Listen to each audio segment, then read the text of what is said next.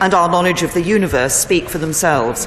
As his children have said, his courage and persistence with his brilliance and humour inspired people across the world. Mr. Speaker, members will also have seen reports of a number of suspicious packages targeting Muslim members. I'm sure the whole House will join me in condemning this unacceptable and abhorrent behaviour, which has no place in our society. I can tell the House that an investigation is underway and steps are being taken to bring the perpetrators to justice. Mr. Speaker, I will be making a statement following PMQs updating the House on the Salisbury incident. This morning I had meetings with ministerial colleagues and others. In addition to my duties in this House, I shall have further such meetings later today. Vicky Foxcroft. Thank you, Mr. Speaker. I want to thank the Prime Minister for agreeing to meet with me to discuss the work of the Cross-Party Youth Violence Commission. Youth violence is complex and needs long-term solutions. But some things can be done right now, such as legislating to ensure that all knives and sharp instruments in shops are locked away or stored behind counters, ensuring no one can steal them and use them. Will she do this? Well, the Honourable Lady has raised a very important issue, and as she says, this is a complex problem and we need to ensure we have long-term solutions for it. My right honourable friend, the Home Secretary, will shortly be publishing a new serious violence strategy which will put an emphasis on interventions early with young people. But it's important we have tough legislation on knives, but we also do need to work in partnership with retailers. We have recently consulted on new measures, including restrictions on knives sold online. And in March 2016, when I was Home Secretary, we reached a voluntary agreement with major retailers about how knives were displayed and the training given to sales staff to support action to tackle knife crime. But the Honourable Lady is right to raise this as an area of concern. Alex Burghardt. Thanks, Mr. Speaker. On the subject of Northern Ireland, does the Prime Minister stand by the commitments made in the joint report of December, and will she confirm that we will accept nothing that will undermine the integrity of the United Kingdom? Prime Minister. Can I confirm to my honourable friend that we stand by all the commitments we made in December? We've been clear that our preferred option is to deliver these through our new partnership with the EU, with specific solutions to address the unique circumstances in Northern Ireland if needed. And the work we're undertaking with the Commission will include that on the final so-called backstop, which will form part of the withdrawal agreement. That cannot be the text that the Commission has proposed. As I've said, that is unacceptable. But we stand ready to work with the Commission and Irish governments to ensure that all of the commitments on Northern Ireland made in the joint report are included in the withdrawal agreement. Jeremy Corbyn. Thank you, Mr. Speaker. Mr. Speaker, I, along with the Prime Minister, absolutely condemn the vile messages and threatening packages that have been sent to Muslim members of this House, and also the rise in Islamophobia and the abusive messages that are being sent to Muslim families all over this country. It has to be utterly condemned by all of us, as we condemn anybody that attempts to divide our country by racism or by extremism in any form. I think we just have to stand united with any community that's under threat at any time. Mr. Speaker, I am sure the whole House would join me in supporting what the Prime Minister just said about Stephen Hawking, one of the most acclaimed scientists of his generation. Helped us to understand about the world and the universe. Was also concerned about peace and the survival of the world, but is also a passionate campaigner for the National Health Service. And he said, "I have received excellent medical attention in Britain. I believe in universal health care, and I'm not afraid to say so." Mr. Speaker, if we believe in universal health care, how can it be possible that someone lives and works in this country, pays their taxes, but is then denied access to the NHS for life-saving cancer treatment? Can the Prime Minister explain? Prime Minister. First of all, join with the right honourable gentleman in saying there is absolutely no place in our society for hate crime or racism, whatever form it takes. We should stand united against such behaviour and such activities. And can I say to the right honourable gentleman that we do ensure, and I'm pleased that we have a good record on the cancer provision that we're making. We now see more people surviving cancer in this country as a result of changes that have been made, developments that have come in the National Health Service than ever before. Of course, we continue to work to ensure that the situation that we're putting, that the treatments that we're making available are the best treatments that we can. I'm not aware of the particular case that the Right Honourable Gentleman has raised with me, but we do want to ensure that all those who are entitled to service with the treatment through the National Health Service are able to achieve it. There are, of course, questions around particular drugs that are made available to individuals for treatment, which, of course, we continue to look at. Jeremy Corbyn. Mr. Speaker, I would indeed be writing to the Prime Minister about the case I'm concerned about. It's a man who's lived in this country for 44 years, worked and paid his taxes, obviously is an older gentleman, and is now being denied cancer treatment. And I suspect he's not alone in this, and I urge her to discuss this with the Home Office and others. Mr. Speaker, I received a letter from Hillary this week, a British pensioner, and this goes to the point the Prime Minister just said, and she says, I am now having to pay for my thyroid medication because the CCG needs to save money. I've worked all my life, paid national insurance, and this is not fair. Last March, the Health Secretary said it's absolutely essential that we get back to the 95% target for accident and emergency waits. And he said it should happen, and I quote, in the course of the next calendar year. Well, the calendar year is now up. Can the Prime Minister explain why this is no longer possible? Prime Minister. Well, first of all, on the individual case, I look forward to receiving the details from the Right Honourable Gentleman. May I just, though, take this opportunity of reminding him that I think he raised a case about Georgina with me last October and hasn't written to me about that particular case.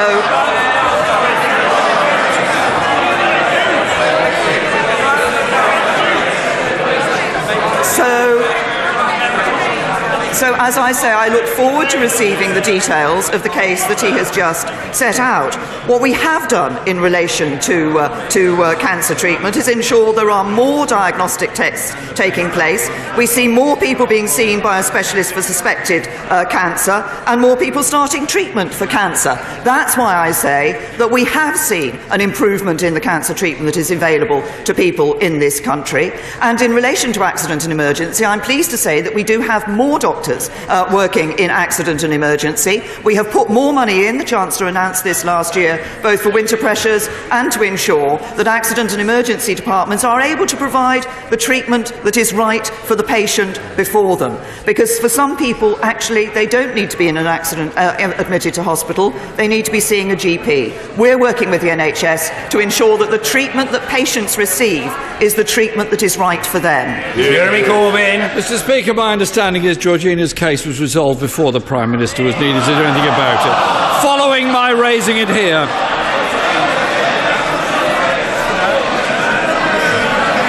Well, it proves that, well, if nothing else, Mr. Speaker, it proves the power of Parliament. Mr. Speaker, key A&E waiting target have not been met since 2015. NHS managers are saying they won't be met till 2019, and February was the worst ever month for accident and emergency performances. NHS Providers Director Saffron Cordery said, "This is the first time we've had to accept the NHS will not meet its key constitutional standards. If we want to provide quality of care, we need the right long-term financial settlement." The NHS is clearly in crisis. So why wasn't there a penny extra for the NHS in yesterday's statement by the Chancellor? Prime Minister. Can I say to the Right Honourable Gentleman, we didn't wait until yesterday's spring statement to announce more money for the NHS. We announced it in the budget last autumn. And as a result of that, the NHS is getting £2.5 billion more in the forthcoming financial year 18-19 and more to fund the nurses' pay settlement when that is resolved. Jeremy Corbyn. Mr. Speaker, under Labour, the 18-week target for non-urgent operations was in place. The target has also been abandoned by the Prime Minister. When will that be reinstated? Prime Minister. Well, the Right Honourable Gentleman talks about under Labour things that were being delivered. Perhaps he might look to see what Labour are doing in Wales in their delivery on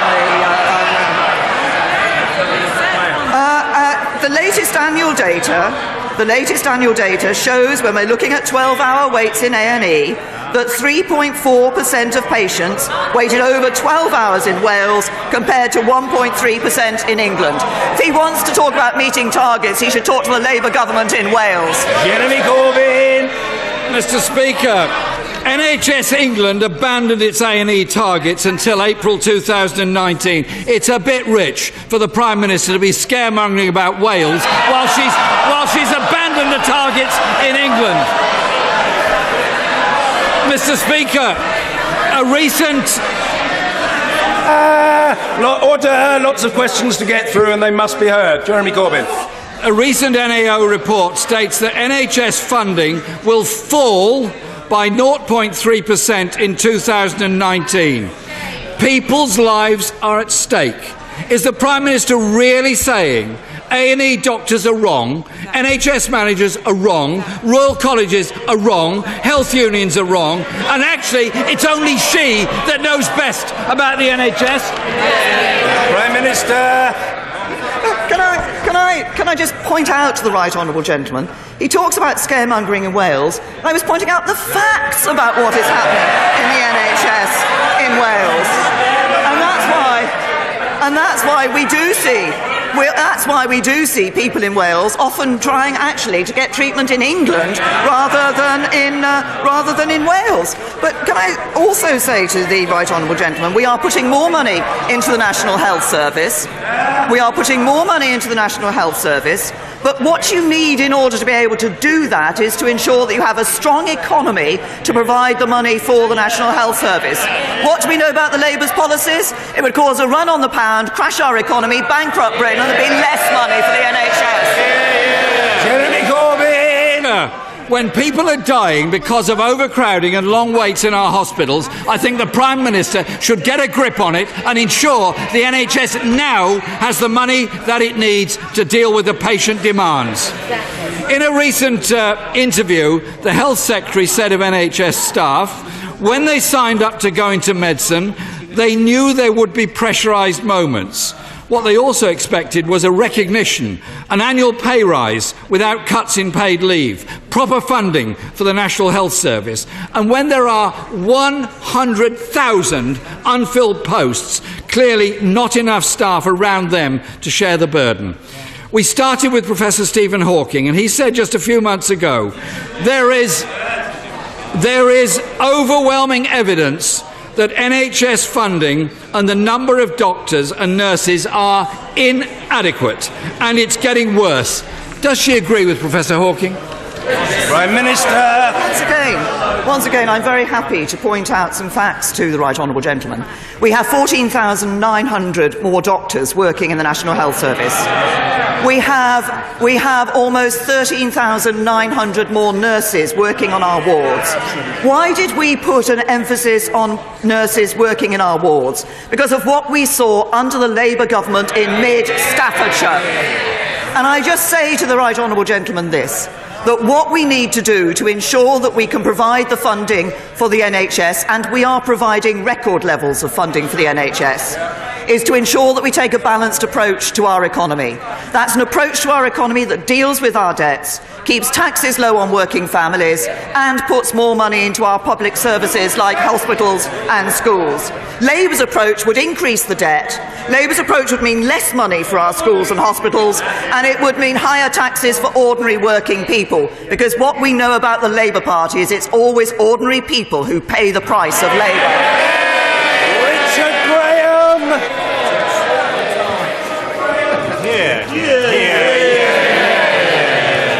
Last week's launch of a consultation on all aspects of domestic violence will be widely welcomed in Gloucester and across the country. So will the Prime Minister, who has done so much on these issues, confirm today that the government intends to increase spending, bed provision and, where necessary, women's refuges, so that those who have survived get the help and safe haven that they deserve. Prime Minister. My honourable friend has raised a very important issue, and this is an issue which I have not only obviously given considerable attention to, but my right honourable friend, the Home Secretary, continues to follow that. It's a very important point. We are entirely committed to developing a sustainable funding model for refugees. I can guarantee that funding for refugees will continue at the same level as today, because I know how critical this support is to the vulnerable people at a time of crisis. And we will ring-fence the funding for short-term supported housing overall, including refugees, for the long term indefinitely. That means no refuge should worry about closing or have any doubts about our commitments to ensure that we provide a sustainable funding model for them. Ian Blackford. Thank you, Mr. Speaker. Can I associate myself with the remarks of the Prime Minister and the Leader of the Labour Party as far as hate crime and Islamophobia, and of course thoughts are with the family and friends of Dr. Stephen Hawking. Mr. Speaker, for months the devolved administrations have been waiting for the UK Government to table amendments to Clause 11. On Monday, these long-awaited amendments were published, but without the agreement of the devolved governments. Can the Prime Minister tell the House why these amendments have been forced on the devolved administrations? Can I say to the right honourable gentleman, in one sentence he says he was waiting for this amendment, and the reason that we were taking time was because we were talking with the Scottish Government and the Welsh Government, and then we do publish, he complains that we've published it. He really needs to get his story straight. Ian Blackford. Thank you, Mr. Speaker. I would encourage the Prime Minister to listen to the question, because it was about agreement, and I'm afraid that answer simply wasn't good enough.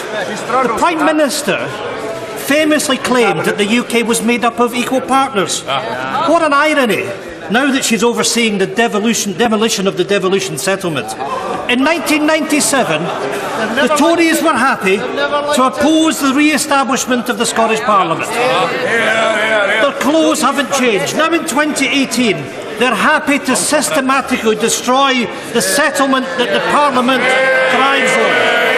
I call upon the Prime Minister once again, stop this attack on devolution and redouble your efforts in working with the devolved administrations in finding agreement. Prime Minister. The right honourable gentleman.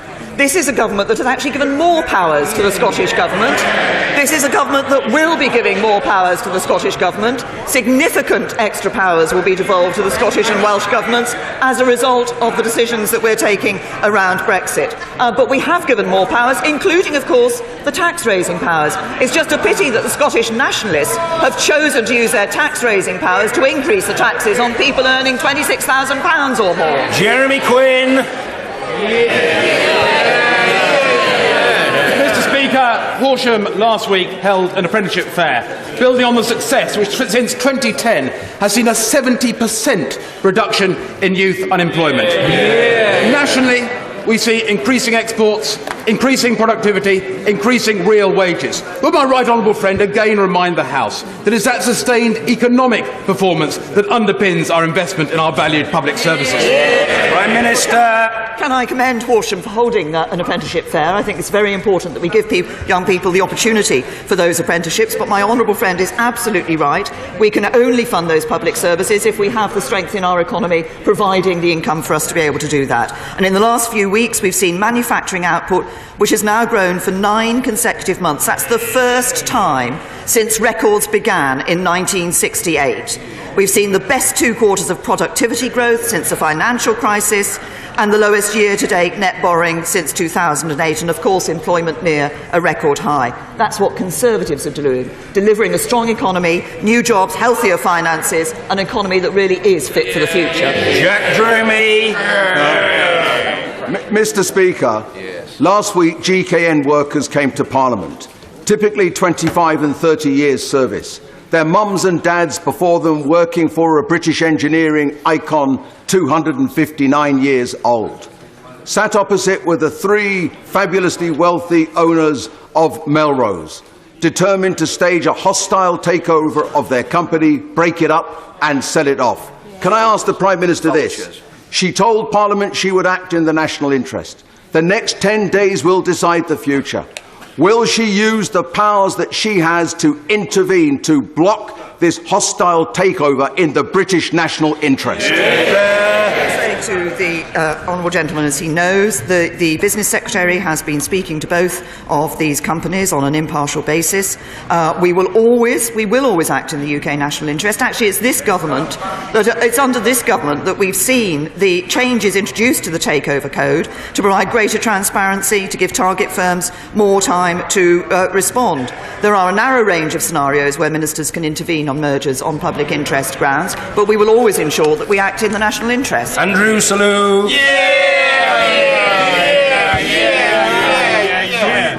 3,157 medical students are going into general practice this year, which is excellent news.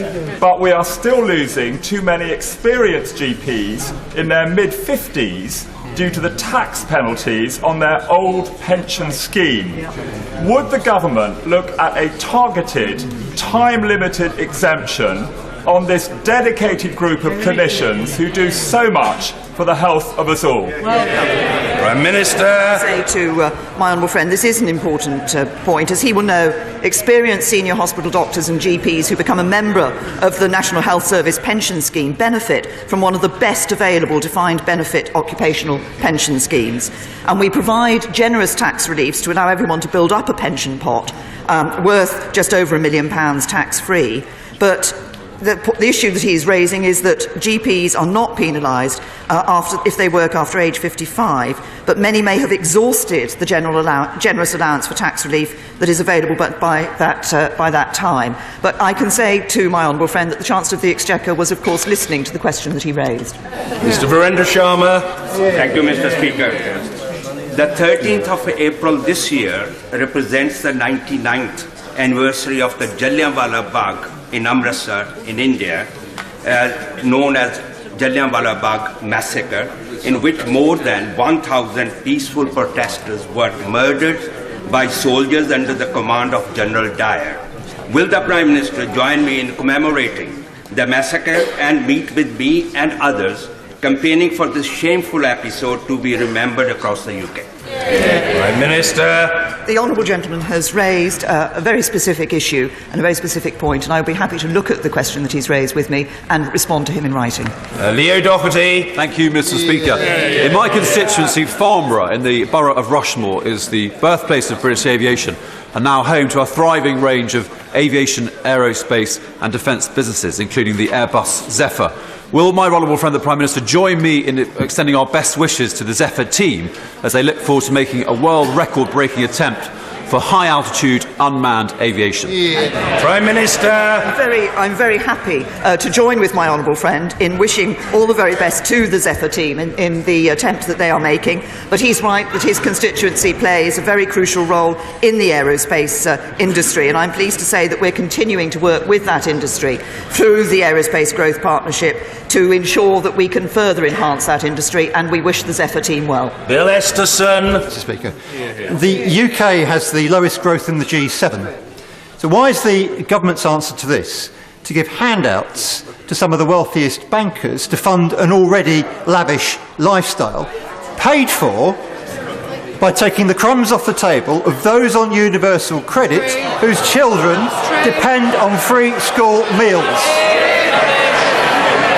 Prime Minister. First of all, the honourable gentleman might not have noticed that the wealthiest 1% of people in this country are now paying the biggest share of tax, 28%, than they ever did under a Labour government.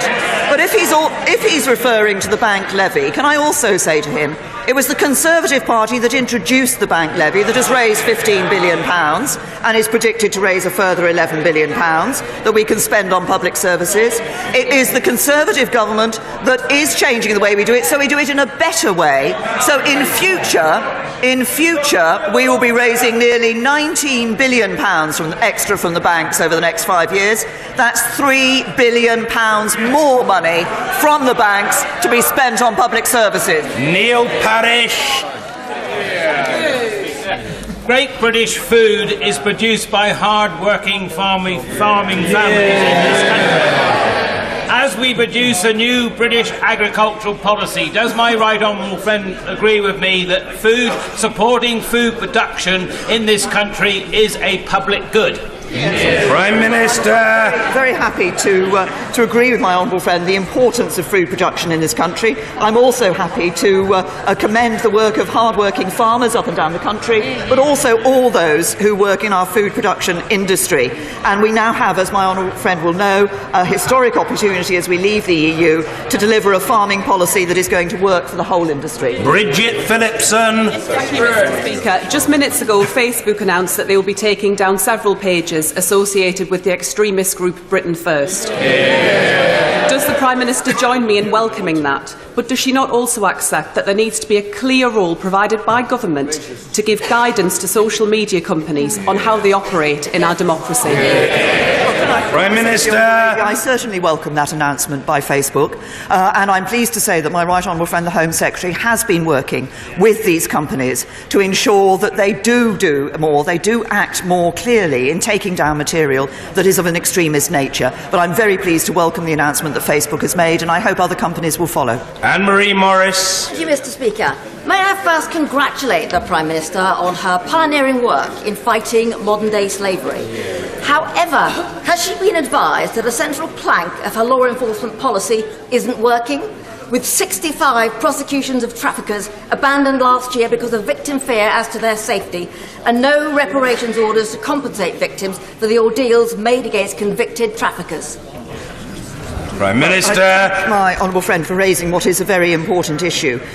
In fact, at the meeting that I chaired recently, in a matter of 2 weeks ago, I think it was, of the Modern Slavery Task Force that I have brought together to bring people from across government, but also from law enforcement, from the judiciary, from criminal justice more generally, and from others, to look at how we're working with this. We were addressing exactly this issue of prosecutions and how can we can ensure that more prosecutions go ahead in future and perpetrators are brought to justice. Vernon Coker. Shockingly, in this country, in 2017, there were 2,120 children who were identified as being possible potential victims of child slavery. I know the Prime Minister's personal commitment to tackling this issue, but surely we ought to have more data. We have no idea how many of those children go missing. We have no idea how many are deported, and we have no idea how many are re-trafficked. In this country, in 2018, a modern democracy, that is simply not good enough. Can the Prime Minister tell us what she's going to do about that? The honourable gentleman has raised a very important issue, and it has been a concern for a long time, where children are identified as the victims of slavery, the victims of human trafficking, and when sometimes we do see them, sadly, being in a position where they are then able to be taken out by traffickers and resubmitted to the horrible circumstances that brings to them. We don't return, just on the point that he's making about asylum and deportation, we don't return unaccompanied children who don't qualify for asylum or humanitarian protection unless we can confirm that there are safe and adequate reception programmes and arrangements in place in their home country. And if we can't confirm such arrangements, we grant temporary leave up until the child is 17 and a half. And last October 2017, we confirmed our commitment to roll out independent child trafficking advocates across the country. This is a system that we piloted previously, which will give support to those child victims to ensure that they are given the support they need and that they don't fall back into the hands of traffickers. Lucy Allen. Very much, Mr. Speaker. Like many towns and cities across the country, Telford has had some experiences of distressing cases of child sexual exploitation.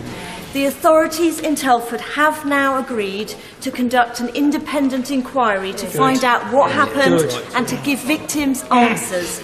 Will my right honourable friend join me in congratulating two brave women, campaigner Holly Archer and Sunday Mirror journalist Geraldine McKelvey, for their work in bringing this about? And will she agree to do everything possible to ensure this inquiry starts without delay and leaves no stone unturned? Prime Minister. I say to my honourable friend, I think we have all been shocked by the horrific case that we have seen in Telford of some of the most vulnerable in our country being preyed upon by ruthless criminals. Sadly, of course, this is not the first example that we have seen taking place across our country. I'm very happy to join my honourable friend in congratulating Holly and Geraldine for the work that they have done. This is not easy, but it's right that they have brought this to light and that action can be taken. I'm pleased that the authorities are now going to conduct an inquiry. It is, as my honourable friend says, important that it begins its work in order to get to the truth and does that as quickly as possible. And I understand that my honourable friend will be meeting my honourable friend, the Parliamentary Under-Secretary for Crime, Safeguarding and Vulnerability, to discuss this issue. Joe Platt. Shortly after the Prime Minister took office, she said that she wanted to put the government on the side of the poorest in society. She even stood in front of a crumbling sign that said she wanted a country that works for everyone. But with a recent IFS report stating that 37% of children are set to live in poverty by 2022, what went wrong, Prime Minister? Prime Minister. We have seen 200,000 fewer children living in absolute poverty in this country under this government. We continue to take action to ensure that we are helping families to get a regular income by helping people into work, that we're ensuring that the lowest paid in our society get that pay increase through increasing the national living wage, and ensuring that we help people with the standard of living by cutting the taxes for 31 million people. Sir David Amis. Is my right honourable friend aware that the inspirational Music Man project in Southend that works with people who have learning difficulties has now set a world record for tinkling the most number of triangles ever? Does my right honourable friend agree with me that that is yet another reason why Southend should be made a city? And will she please now organise a contest with our honourable friend so that Southend-on-Sea becomes the first post-Brexit city? Prime Minister. My honourable friend, I'm very happy to congratulate the Music Man project in Southend for the record that they have achieved in tinkling triangles. I'm sure that my honourable friend has heard his bid for Southend to become a city. I have to say to my honourable friend that, of course, there will be a number of members of this House who will be putting forward their own towns for that accolade in due course. I knew a city had to have a cathedral. I didn't know it had to have tinkling triangles, Mr. Speaker. Sir Vincent Cable. The Prime Minister will be aware that this week the notorious rapist John Warboys was released from high security prison. One of my constituents who gave evidence at his trial as a victim wants to know why he was not tested first in open prison conditions and why the parole board is not required to publish the reasoning behind its release decisions, including evidence of contrition. Well, can I, first of all, as the right honourable gentleman will know, there is a case before the courts at the moment, and I understand as part of that case the parole board will be required to explain the reasons why they took the decision. But in terms of the overall issue of parole board decisions and transparency of that, when this decision became clear, my right honourable friend, the then Justice Secretary, now the Chancellor of the Duchy of Lancaster, called for work to be done, which has been continued under the current Justice Secretary and Lord Chancellor, to look at this whole question of parole board decisions and the transparency around them. Heidi Allen. Thank you very much indeed, Mr. Speaker. Thank you. I am immensely proud to have the world-leading research and teaching hospital of Addenbrooke's in my constituency of South Cambridgeshire. Their scale and excellence means they rely heavily on doctors from overseas. But of late, they've struggled to bring some of those doctors in because of restrictions on the Tier 2 visa numbers. And with applications reducing from the EU too, it's becoming a real problem.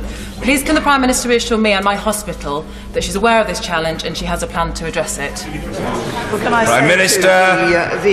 My honourable friend, I am aware of that particular issue. Of course, in the longer term, one of the things that we are doing is to ensure that we can train more doctors here in the United Kingdom. But I'm aware of the issue that she has raised, and I will look into it. Laura Smith.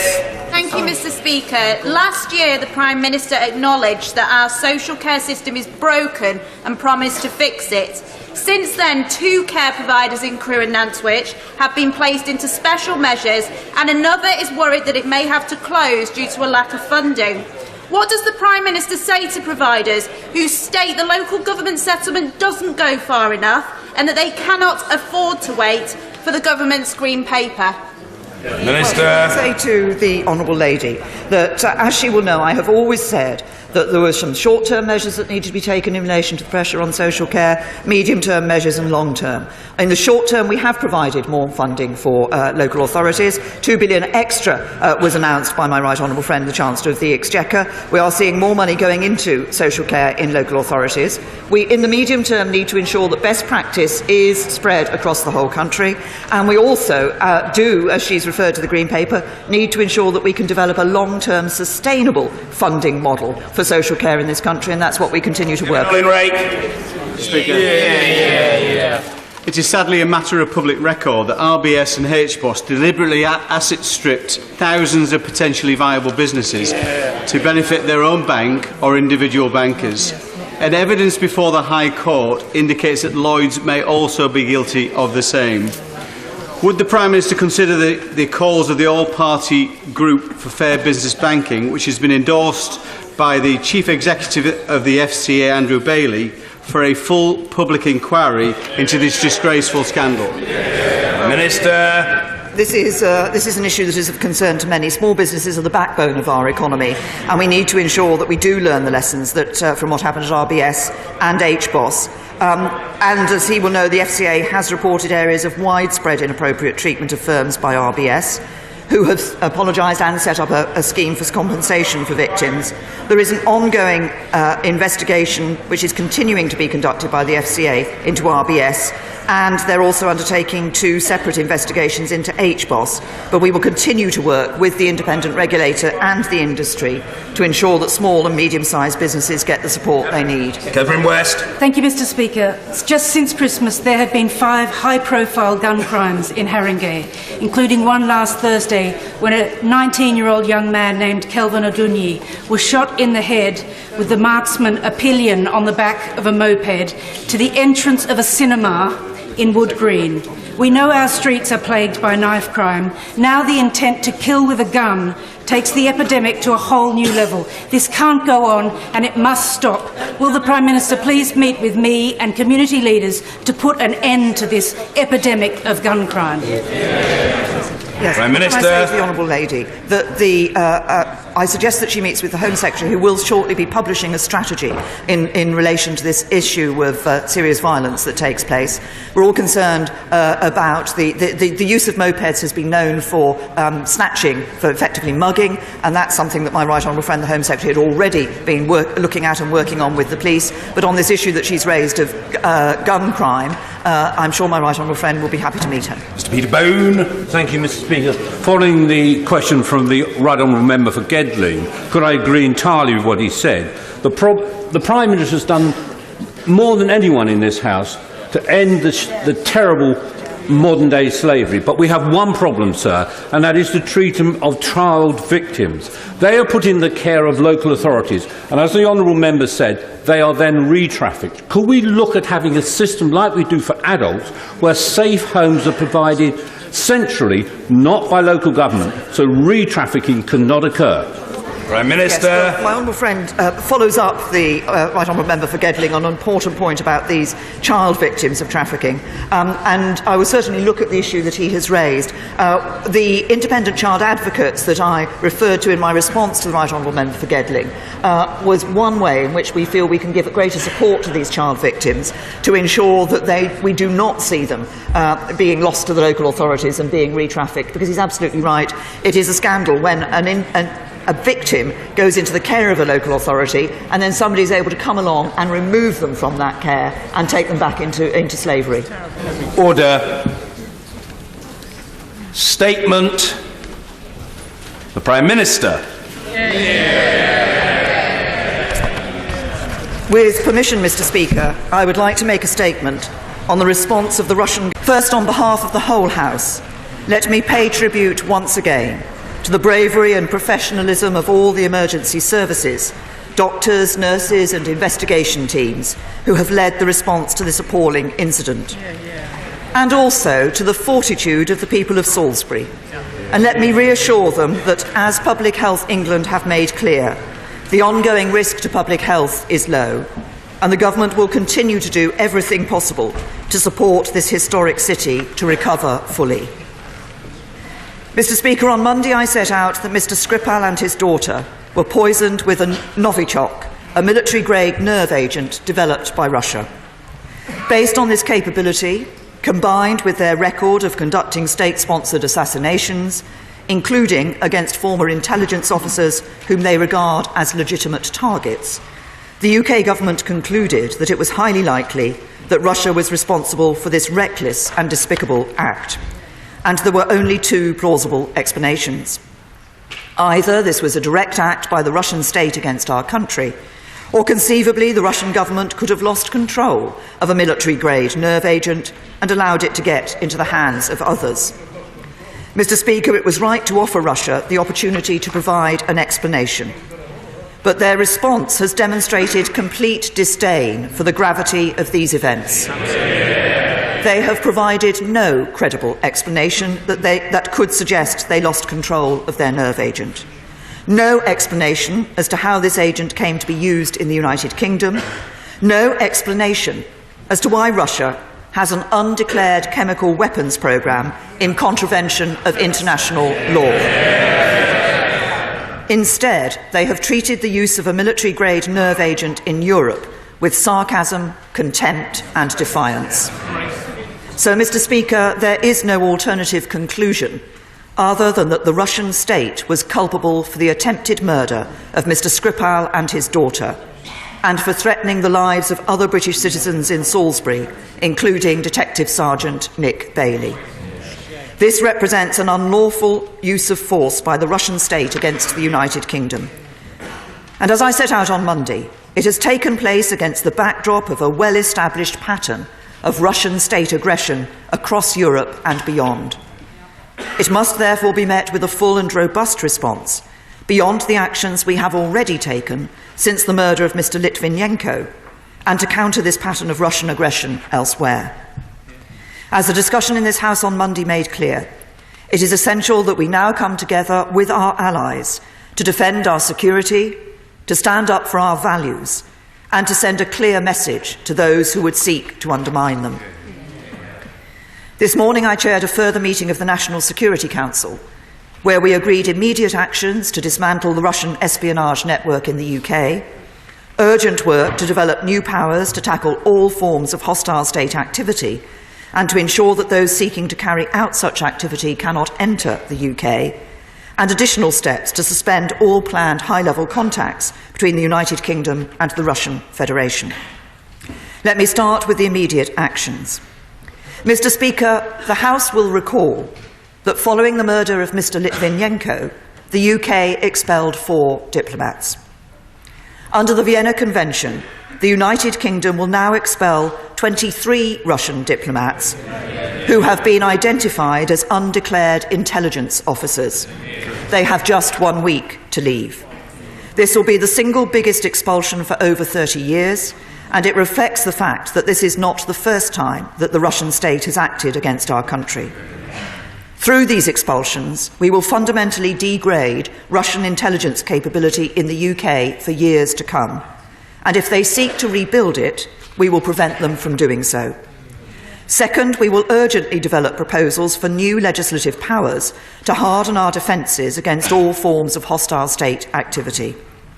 This will include the addition of a targeted power to detain those suspected of hostile state activity at the UK border. This power is currently only permitted in relation to those suspected of terrorism. And I have asked the Home Secretary to consider whether there is a need for new counter-espionage powers to clamp down on the full spectrum of hostile activities of foreign agents in our country. Mr. Speaker, as I set out on Monday, we will also table a government amendment to the Sanctions Bill to strengthen our powers to impose sanctions in response to the violation of human rights.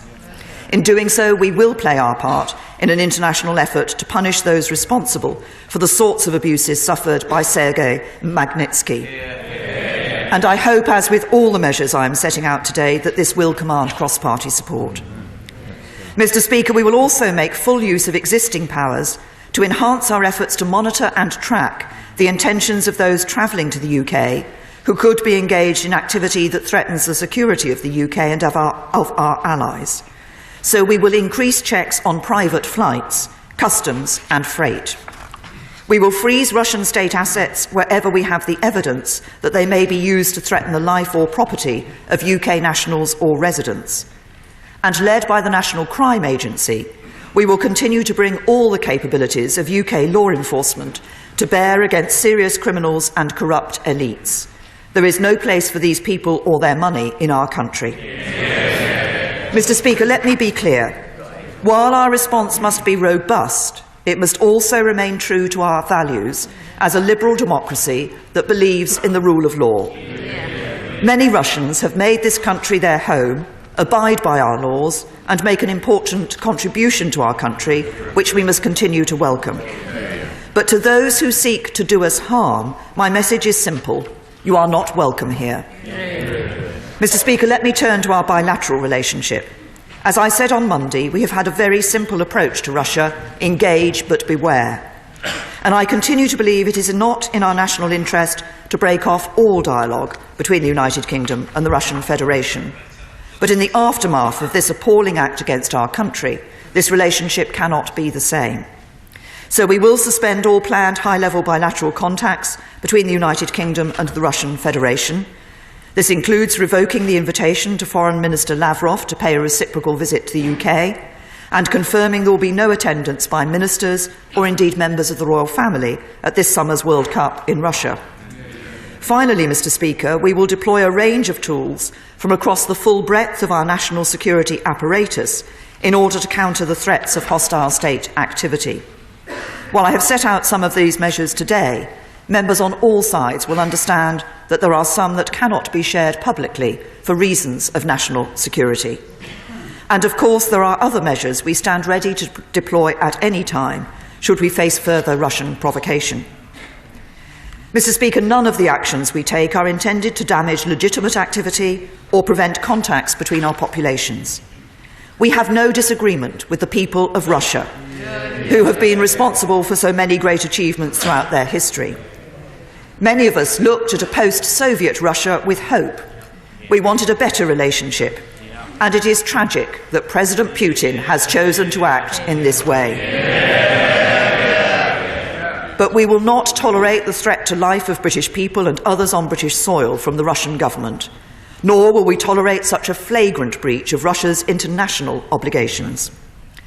Mr. Speaker, as I set out on Monday, the United Kingdom does not stand alone in confronting Russian aggression. In the last 24 hours, I have spoken to President Trump, Chancellor Merkel and President Macron. We have agreed to cooperate closely in responding to this barbaric act and to coordinate our efforts to stand up for the rules-based international order which Russia seeks to undermine. I will also speak to other allies and partners in the coming days. And I welcome the strong expressions of support from NATO and from partners across the European Union and beyond. Later today in New York, the UN Security Council will hold open consultations where we will be pushing for a robust international response.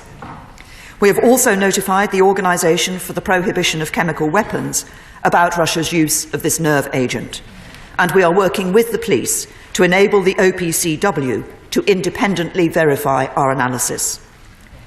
Mr. Speaker, this was not just an act of attempted murder in Salisbury, nor just an act against the UK. It is an affront to the prohibition on the use of chemical weapons, and it is an affront to the rules-based system on which we and our international partners depend. We will work with our allies and partners to confront such actions wherever they threaten our security at home and abroad. And I commend this statement to the House. Jeremy Corbyn. Thank you, Mr. Speaker. I would like to thank the Prime Minister for advance sight of her statement and echo absolutely her words about the service of our emergency and public services. The attack in Salisbury was an appalling act of violence. Nerve agents are abominable if used in any war. It is utterly reckless to use them in a civilian environment. This attack in Britain has concerned our allies in the European Union, NATO and the UN, and their words of solidarity have strengthened our position diplomatically. Our response as a country must be guided by the rule of law, support for international agreements and respect for human rights. So when it comes to the use of chemical weapons on British soil, it is essential that the government works with the United Nations to strengthen its chemical weapons monitoring system and involves the Office of the Prohibition of Chemical Weapons. The Prime Minister said on Monday, either this was a direct act by the Russian state or the Russian government lost control of their potentially catastrophically damaging nerve agent and allowed it to get in the hands of others. Our response must be both decisive and proportionate and based on clear evidence. If the government believes that it is still a possibility that Russia negligently lost control of a military-grade nerve agent, what action is being taken through the OPCW with our allies? I welcome the fact the police are working with the OPCW.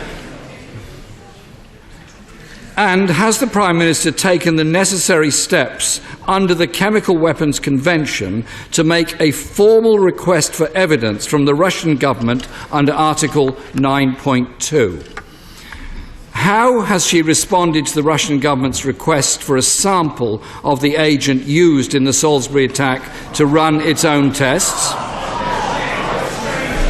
Has high-resolution trace analysis been run on a sample of the nerve agent, and has that revealed any evidence as to the location of its production or the identity of its perpetrators? And can the Prime Minister update the House on what conversations, if any, she has had with the Russian government?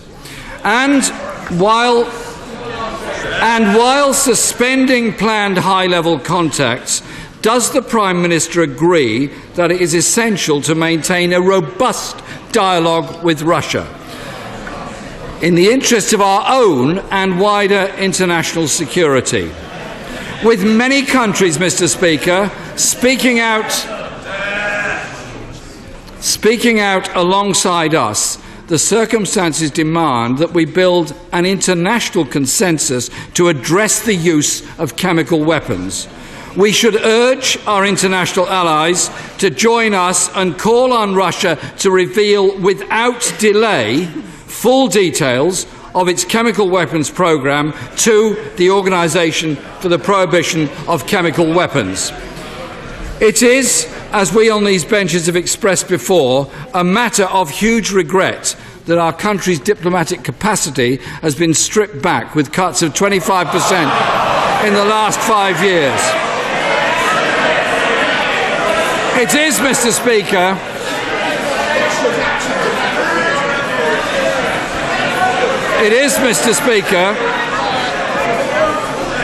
the right honourable gentleman must be heard. There will be adequate opportunity for colleagues on both sides of the House to put questions. Members must be heard. Jeremy Corbyn.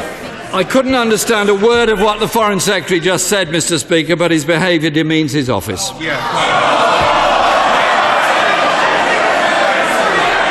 It is in moments such as these that governments realise how vital strong diplomacy and political pressure are for our security and national interest. The measures we take have to be effective, not just for the long-term security of our citizens, but to secure a world free of chemical weapons. So can the Prime Minister outline what discussions she has had with our partners in the European Union, NATO and the UN, and what willingness there was to take multilateral action? While the poisonings, Mr. Speaker, of Sergei and Yulia Skripal are confronting us today, what efforts are being made by the government to reassess the death of Mr. Skripal's daughter Ludmila, who died in 2012, and the deaths of his eldest brother and son, who have both died in the past 2 years? We have a duty to speak out against the abuse of human rights by the Putin government and its supporters, both at home and abroad. And I join many others in this House in paying tribute to the many campaigners in Russia for human rights and justice and democracy in that country. And Mr. Speaker, we must do more to address the dangers posed by the state's relationship with unofficial mafia-like groups and corrupt oligarchs. We must also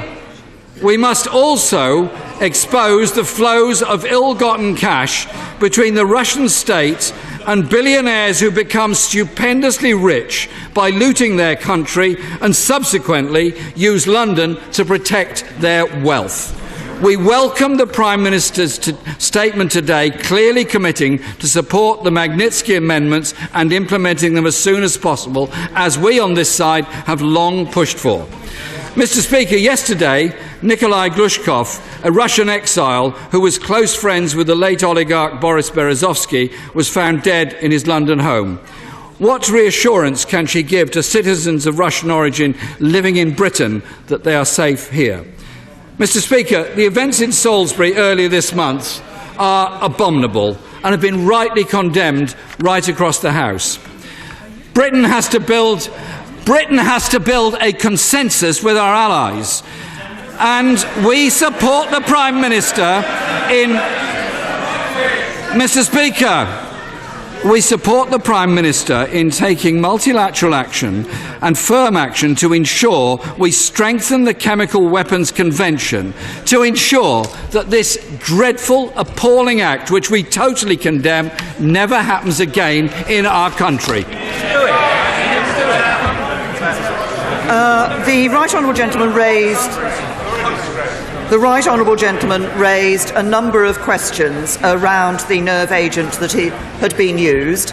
He asked if we were putting together an international coalition to call on Russia to reveal the details of its chemical weapons programme to the OPCW. That is indeed what we did.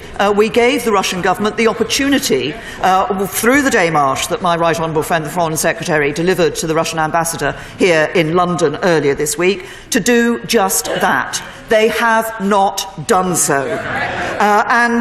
He's raised a number of questions. He asked about the corrupt elites and money going through London. As I said in my statement, led by the National Crime Agency, we will continue to bring all the capabilities of UK law enforcement to bear against serious criminals and corrupt elites. There is no place for these people or their money in our country, and that work is ongoing. He talked about getting an international consensus together. As I have said, I've spoken to Chancellor Merkel, to President Trump, to President Macron. Others have also expressed their support. Jens Stoltenberg, the NATO Secretary-General, said we stand in solidarity with our allies in the United Kingdom, and those responsible for both those who committed the crime and those who ordered it must face appropriately serious consequences.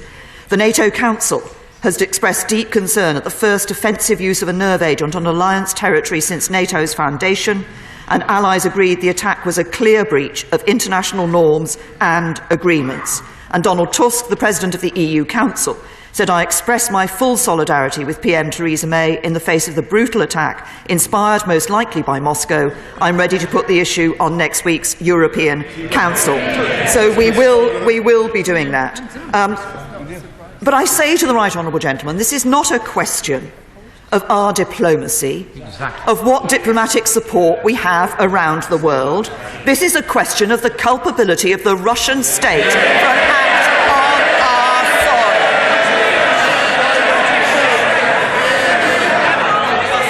soil. And he said that we should be trying to build a consensus.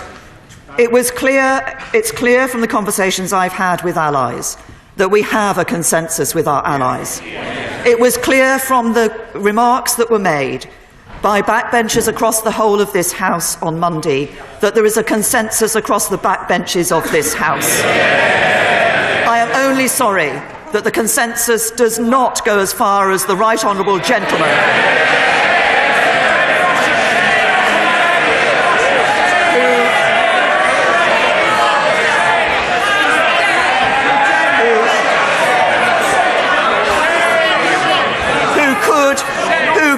have taken the opportunity, as the UK government has done, to condemn the culpability of the Russian state.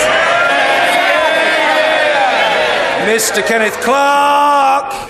Mr. Speaker, it seems to me, without any access to closed information, that the choice of this particularly bizarre and dreadful way of killing an individual is a deliberate choice by the Russian government to put their signature on a particular killing, so that other defectors are left in no doubt that it is the Russian government that will act if they're disappointed in any way by their actions.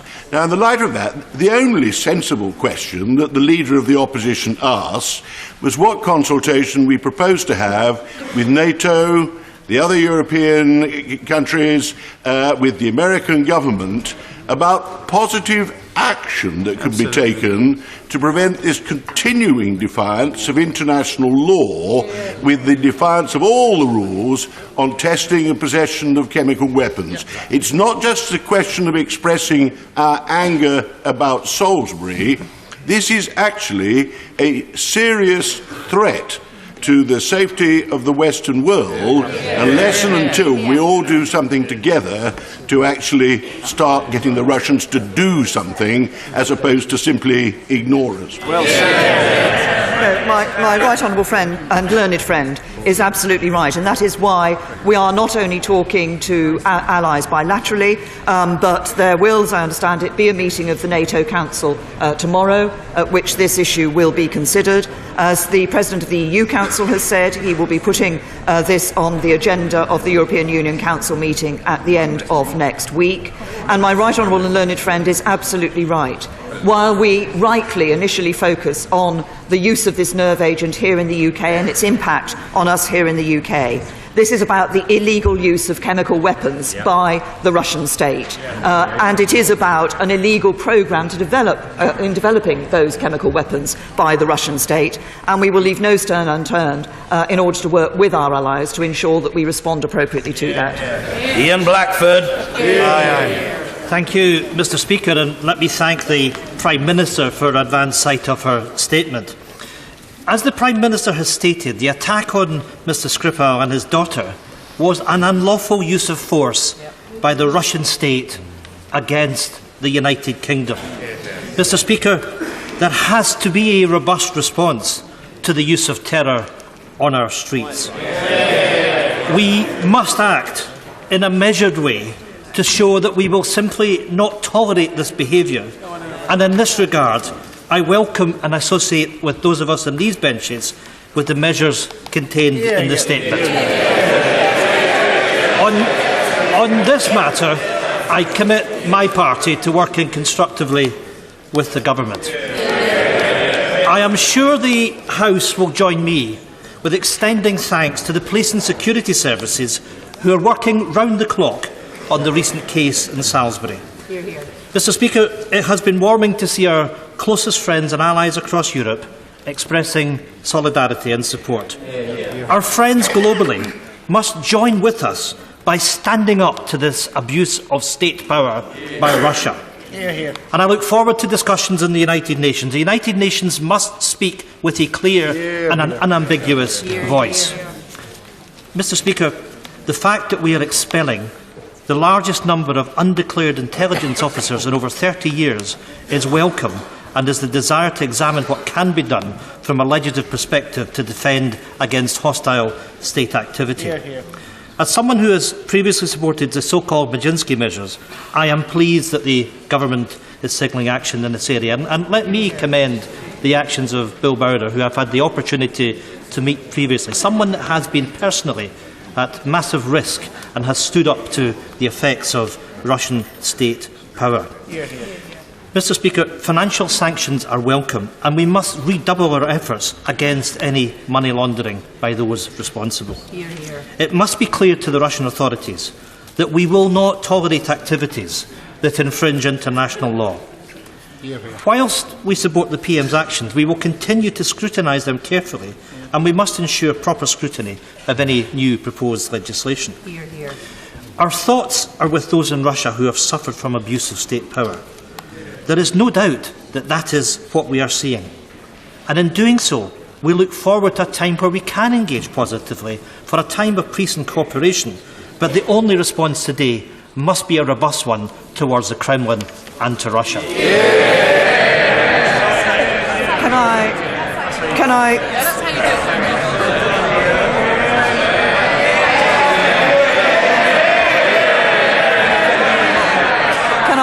Mr. Speaker, can I once again thank the Right Honourable Gentleman for not just the tone of his response, but for the comments that he has made. Can I reassure him that, of course, any legislative proposals we bring forward will have due scrutiny in this House? Can I thank him for his constructive offer to work with the government on this issue, because it is a matter that should concern us across the whole House? And can I reassure him that, although I have made reference to a number of allies who have spoken in support of the United Kingdom in this, others have too. Canada, Australia, for example, have also been very clear that a robust response is appropriate to this. And once again, I welcome the comments made by the Right Honourable Gentleman. Mr. Ian Duncan-Smith. Mr. Speaker, may I commend my right honourable friend for her strong leadership and in rising to this challenge. As others have shown, they also, too, in positions of leadership, have risen to the challenge. I'm only sorry that others in such positions have fallen well short. Can I ask her, in the conversation she is due to have with her allies, as she's quite right to do, she may raise with the German government the issue of the Nord Stream 2 pipeline that they are engaged with the Russians, which will cut revenues from Ukraine and Eastern Europe and give Russia an unparalleled ability to bully those countries in the future.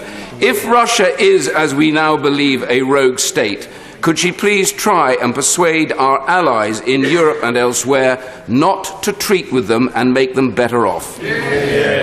Well, I thank my right honourable friend, and can I say to him that I think one of the things that we will be discussing with our allies is how we can ensure that the robust message about the act that has taken place on UK soil is consistently given and continues to be given by all our allies. As regards Nord Stream 2, this is a matter that is regularly discussed at the European Union Council, as my right honourable friend would, I suspect, imagine.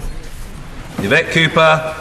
Can I welcome the Prime Minister's statement? Her conclusion about the culpability of the Russian state is an immensely serious one, and that, in addition to their breaches of international law, of the use of chemical weapons, but also their continued disregard for the rule of law and for human rights, must be met with unequivocal condemnation.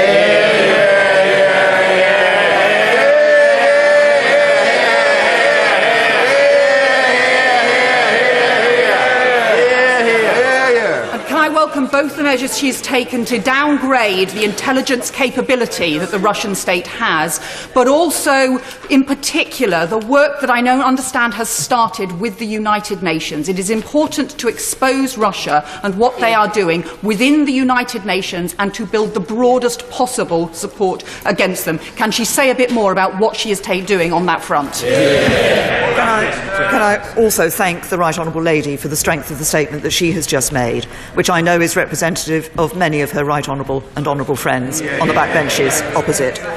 We are taking this matter to the United Nations. My Right Honourable friend, the Foreign Secretary, has already spoken to the UN Secretary-General about this issue. It will be part of an open discussion that is taking place tomorrow. That is the start of a process of looking at this issue. As I indicated in response to my Right Honourable and learned friend, Member for Rushcliffe, this is not just about the incident that has taken place here in the United Kingdom. It is about this use of chemical weapons, this illegal use of chemical weapons that has taken place, and the role of the Russian state in the development of chemical weapons contrary to international law. Ian Lewis. Mr. Speaker, no reasonable person can possibly doubt that the Russian government has behaved with arrogance, with inhumanity and with contempt, not least in failing to respond to the Prime Minister's deadline, which it surely would have done if it had known it was innocent of this charge. In welcoming the Prime Minister's expulsion of 23 diplomats who are really intelligence agencies, will I ask her to make it clear that any retaliation in kind by the Russian government will be met by further expulsions, possibly including even the ambassador, who spends so much time coming to talk to us in this place, bemoaning the poor state of Anglo-Russian relations. And will she accept that Russia traditionally respects strength and despises weakness, and that the time has come to recognise that 2% of GDP is not enough to spend on defence when we are reverting to the sort of adversarial relationship when we used to spend a much higher proportion of GDP in ensuring that this country was well defended. Can I thank my honourable friend for his remarks? As I said in my statement, in response to his first point, there are other measures we stand ready to deploy at any time should we face further Russian provocation. On the other point that he made, of course, as we have been looking through our national security capability review and our modernising defence programme review, what we are doing is ensuring that for the variety and diversity of threats that this country faces, we have the resources and the capabilities available to deal with those threats. But of course, as those threats diversify, not all of them will be responded to by what is conventionally normally considered to be defence. Sir Vincent Cable. Can I say that I and my party fully support the Prime Minister's statement?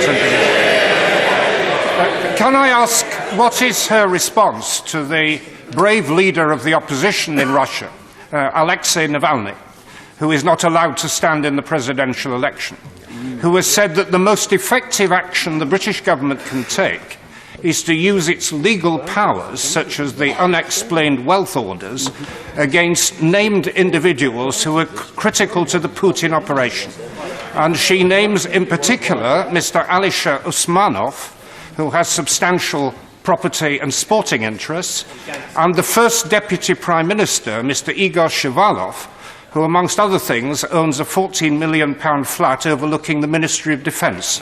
Will she act? Well, can I thank the right honourable gentleman for the support that he has given to the actions being taken by the government. Can I also say to him, as I did in my statement, that we do, of course, look at issues around corrupt elites, we look at issues around criminal finances, we look at using the tools and capabilities that are at our disposal. The National Crime Agency is continuing on that work. Tom Tugendhat. Thank you, Mr. Speaker. May I thank the Prime Minister for her impressive leadership in this matter. I associate myself, actually, unusually with the leader of the Liberal Democrats in calling for more use of unexplained wealth orders. But could I also ask her if she will use the tools at her disposal to expose the wealth of the Putin family? $300 billion or more has been stolen from the Russian people by that man. We should expose him for what he is and not be a useful idiot hiding behind legalism of his crimes. Can I thank my honourable friend for his contribution and suggestion? Can I also say on the unexplained wealth orders, of course, those are tools that we do use, but we have to use these properly in accordance with the rule of law, following the due processes that should take place. Ms. Kendall. Thank you, Mr. Speaker. I welcome the Prime Minister's statement, agree with her analysis, and fully support the government's actions. I understand that the Foreign Office has called for an urgent meeting of the UN Security Council. What does the Prime Minister think the result of this is likely to be, given that one permanent member of the Council is engaging in unlawful attacks on another? And does she share my concerns that Russia's actions in this country, in Ukraine, and in backing Assad's murderous regime in Syria means that the current Security Council mechanism is broken? Can I say thank the Honourable Lady for her comments, and also say, as I said earlier, the Foreign Secretary did speak to the UN Secretary General yesterday, and later today in New York the UN Security Council will hold initial consultations. Obviously Russia is a member of that Security Council, but I think it's important that we continue to use the international organisations that are available to us. The United Nations is a protector of the international rules-based order. That's what it should be, and we will be continuing to press for a robust international response. Sir Andrew Mitchell. It's clear that almost unanimously across the House there is support for my right honourable friend's proportionate and right response to this crisis. In particular, she's absolutely right to use the mechanisms of the United Nations to make clear to everyone what has happened in this case. And will she also bear in mind that in Syria, Russia has either indirectly or directly authorised and used chemical weapons? And may I also thank her for what she has said about the Magnitsky Amendment, which many of us across the House have been working for some time now. I hope that she will give consideration for implementing the full Magnitsky Amendment as it has been implemented in America and in Canada.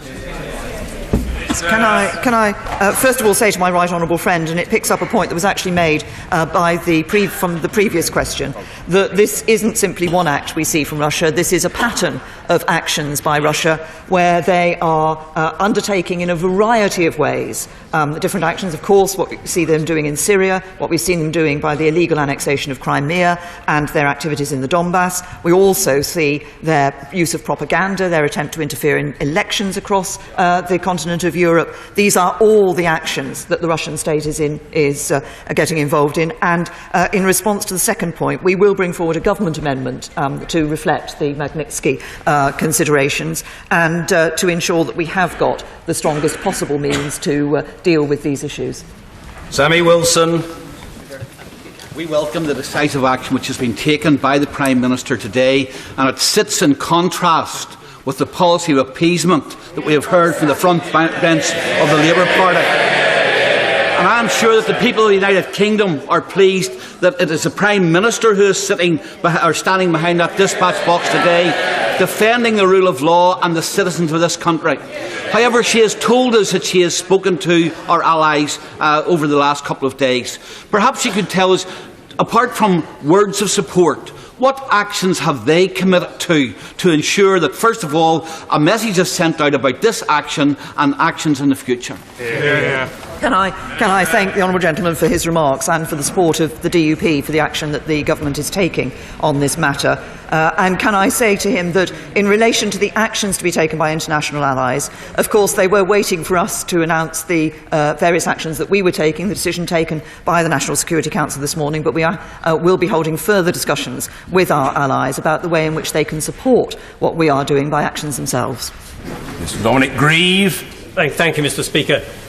I entirely agree with the approach adopted by my right honourable friend, the Prime Minister, in how she's responded to this outrageous attack. She agreed with me that the difficulty we face is not so much in getting the concurrence of our allies in agreeing on the nature of the outrage, but how we are going to craft a sustained strategy so that those of us who believe in the rules-based international system can apply the necessary leverage and persuasion on Russia to conform to it. And that the very serious risk that we run is that if we don't succeed in doing this, the level of violence that Russia is going to exercise with impunity against other states and us will simply increase. And that this is something which our allies in particular must have regard to if we are going to make any progress. My right honourable and learned friend is absolutely correct that this is an issue which we need to address in that wider sense, because it is about the way in which the Russian state is acting, it believes, with impunity in a whole variety of ways, the way in which it is flouting the international rules-based order.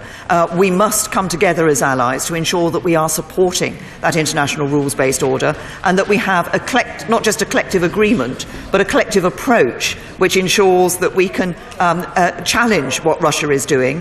But he's also right. One of the points I think we should be making to our allies is that this may have happened in the United Kingdom, but actually it is something that could be happening in any of these states. Hilary Benn. Indeed, Mr. Speaker, I join others in welcoming the measures that the Prime Minister has announced today. As Russia has chosen to act against us in such an outrageous way, we have to demonstrate our determination to defend ourselves. Given that Russia's usual response is to deny all responsibility for such actions, as well as seeking the assistance of the Organisation for the Prohibition of Chemical Weapons in identifying the sample, does she intend, as any member state is entitled to do, to ask for that organisation to carry out an investigation, including an inspection of any facilities or locations in Russia where this nerve agent, in all probability, was produced. Can I say to the right honourable gentleman that we will be talking to the OPCW about a number of ways in which not just the sample of the nerve agent used here in the United Kingdom can be independently verified, but other actions that the OPCW might be able to take. Sir Nicholas Soames. May I welcome the decision of the government to refer the patiently and carefully acquired evidence of this grotesque attack to the Organisation for the Prohibition of Chemical Weapons. Is it her intention that their findings should be referred both to the Russians, to the United Nations and to ourselves? And will she consider, in the light of that finding, go further on unexplained wealth orders and other financial sanctions against Russia if necessary?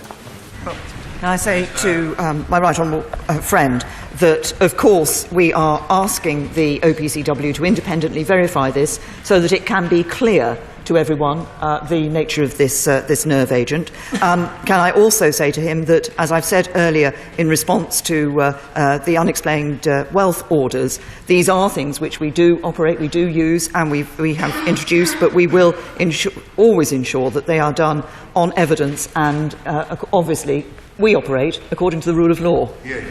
Margaret Hodge. Can I welcome the Prime Minister's clear statement and her condemnation of the Russians and the action she's taken? And can I in particular welcome the fact that she is adopting the Magnitsky Amendment now from the government? But can I say to her, too much money is being laundered out of Russia and finding its way into the British system. And there are two things she could do pretty quickly which would help to tackle that.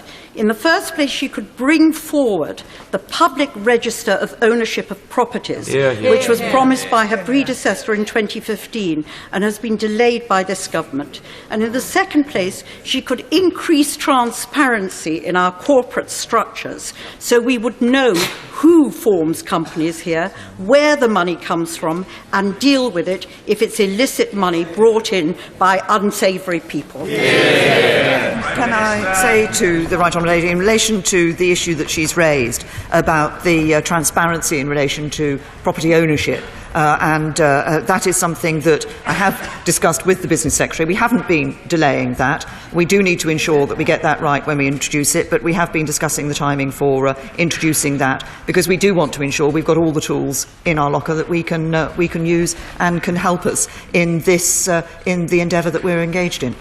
Nicky Morgan. I want to absolutely 100% support the Prime Minister's statement and the actions that she is taking. And to follow up just from the last question, I want to particularly pick up on the Prime Minister's statement that there is no place for serious criminals and corrupt elites or their money in our country. There are amendments which I'm sure Parliament will support, but will the Prime Minister also bear in mind that the select committees could have a real role here in teasing out information, what is going on, to tackle dirty money in this country, whether in the City of London or elsewhere, to bring evidence to the House that could shape amendments and actions the government could then take? Well, can I thank my right honourable friend for her suggestion?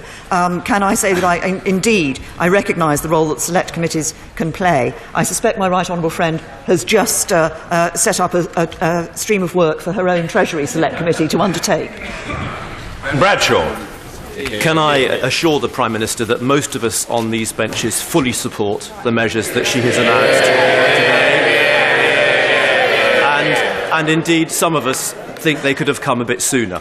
On the wider issue of Putin's hybrid warfare against our country, will she task the intelligence and security services to investigate Putin's influencing operations in our universities, in our think tanks, in our financial institutions and in our political parties? Well, can I say to the right honourable gentleman, he raises an important issue about the propaganda activities that are being undertaken by the Russian state, and I will certainly look at the suggestions he's made. Mr. Simon Hoare. Mr. Speaker, we should all be thanking God today that it's my right honourable friend in her place and not the so-called alternative. Absolutely right. I'm not expecting my right honourable friend to comment on the detail, but this morning, residents in my constituency, Hyde Road in Gillingham, saw the Metropolitan Police and the Army in place, the street in lockdown, removing vehicles and items linked to the Salisbury incident. I'm not expecting my right honourable friend to give a running commentary on current operations, but could she confirm two things? First, that she and the government and the security services are doing all that they can to keep my constituents safe, and can she arrange for somebody to provide a briefing to me as the Member of Parliament as to precisely what's happening? Can I say to my honourable friend, I'm very happy to do that. As he will be aware, the police investigation does continue, and we cannot say where that investigation is going to take the police in terms of their further inquiries, but I will ensure that he is provided with a briefing as the Member of Parliament. Ms Bryant. I completely support everything that the Prime Minister has said today. The truth is that under Putin, the Russian Federation has managed to combine all the worst facets of communism and all the worst facets of rampant capitalism, all wrapped up inside a national security state, which keeps its people poor and kills his political opponents. Can I just ask about the Russian ambassador? Because since he arrived here 7 years ago, Alexander Yakovenko, he has repeatedly lied to parliamentarians. He has tried to get the Speaker to stop debates on Russia happening in this House. He has tried to interfere in the internal elections of this House. And surely to God, it is time we now told him that we will order our affairs in this country, not him, and he can go home. Well, to say to the right honourable gentleman, he's absolutely right. We will order our affairs in this country, and we will not be told what to do by a Russian ambassador. And I fully expect the House authorities to ensure that it is not possible for an external party such as that to interfere in elections in this House. And can I also say that it's a brave man who tries to tell the Speaker of the House of Commons what to do and to stand anything down. I must say, for the avoidance of doubt, he got absolutely nowhere with me. You can be sure about that. Anna Soubry. Mr. Speaker, it is noticeable that the length and breadth of this place has completely supported not just the wise words and the leadership of the Prime Minister, but also her firm actions, with a notable exception of the front bench of the opposition. And that is a shameful moment. But, Mr. Speaker, further to the question asked by the Honourable Member for Exeter, democracy is a fundamental British value, and there have been long-held concerns that Russia has been seeking to undermine it and interfere in it. If those concerns now turn to evidence, will she take equally robust action against Russia to ensure that our great British democracy continues to be protected? Well, I'm very happy to give the assurance to my right honourable friend of the action that we take. We recognise that the first duty of government is to safeguard the nation, and we treat security and integrity of our democratic processes, as of everything else in this country, very seriously. In terms of disinformation that is used by the Kremlin, we know that they persistently use this to destabilise perceived enemies, and managing this is a long-term priority for the UK. We'll continue to work not just as the UK, but to work with our international partners on efforts to counter this. Liz Saville-Roberts. Alongside many colleagues in this House, I speak on behalf of my party in calling for a robust and immediate response. Sources inform us that Russia is the UK's biggest weapons-grade nuclear substances export market. This is despite several attempts at a moratorium on depleted uranium by the European Parliament and the United Nations. Will the Prime Minister confirm whether the UK is still exporting nuclear substances to Russia? And if so, surely this should be among the very first sanctions imposed. Can I thank the Honourable Lady for the remarks that she's made and for the support that she has given from her party for the actions that the government is taking. What we have been talking about today, of course, is the use of a nerve agent, of a chemical weapon on UK soil, and the blatant flouting of the international rules-based order and the legal structure around that use of chemical weapons by the Russian state. John Hayes. Mr. Speaker, when I served as Security Minister and my right honourable friend was Home Secretary, I became aware both of her outstanding determination and dedication and of the commitment and expertise of our security services and the police that deal with counter-terrorism. She knows, as the House knows, that that is led for the Metropolitan Police. But of course this event happened in Salisbury and could have happened in Berkshire or Lincolnshire. Will she ask the Home Secretary look at whether our local police forces are, given the dynamic nature of these threats, equipped and informed adequately to deal with them in the first instance? Prime Minister. As a former Security Minister, of course, my right honourable friend has a particular understanding of these issues. Can I say to him that, of course, the ability to bring in the capabilities of the counter-terrorism police, who of course don't just operate in the Metropolitan Police, as he knows, but have regional bases around the country as well, is part of the layered structure that we have in relation to police forces. But I'm sure my right honourable friend will be making sure that the police look at the immediate response that they had to this incident to ensure that we certainly don't want to see an incident of this type happening again on United Kingdom soil. And that's why we're giving a very clear message to the Russian state. But we do want to ensure that all our police forces are aware of threats that they may face. Mike Gapes. Thank you, Mr. Speaker. The Prime Minister's words were appropriate, measured and correct, and she has my full support. She mentioned dirty money from Russia.